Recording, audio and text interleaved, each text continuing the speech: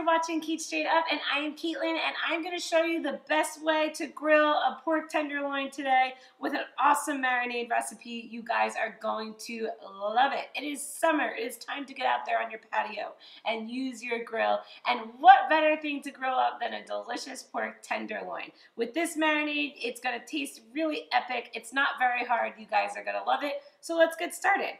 I have about 1/3 of a cup of ketchup in a mixing bowl, to which I'm going to add about the same amount of teriyaki. And I'm just adding about 1/3 of a cup. After that, I'm going to add a little bit of Worcestershire.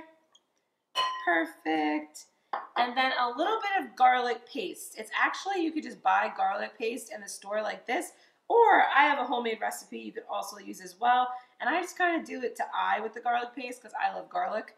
But go ahead and put in as much as you would like. Just a few more ingredients. We have a little bit of onion powder, and then we have a chili powder. You could do smoked chili, ancho chili, any kind of chili powder that you want.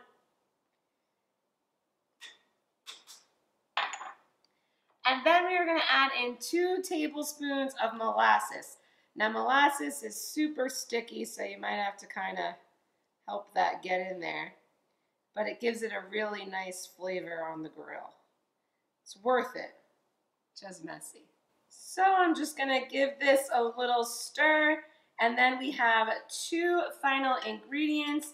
I have 3 tablespoons of brown sugar here, and just a little bit of pepper.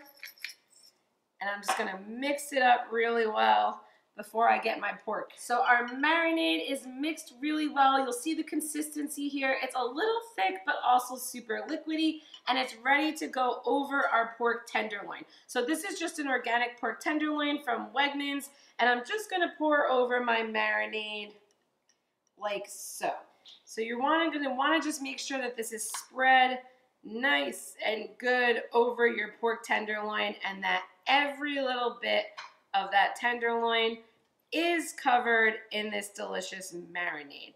Now, as you're grilling, you could brush some of this back on that's left in there, but make sure that you're not doing that too close to the end, because remember, your pork was sitting in it raw. So you actually can prepare this and marinate it overnight and just let it sit in your fridge, or you can let it sit for about, a half hour to an hour in the fridge before you get ready to grill.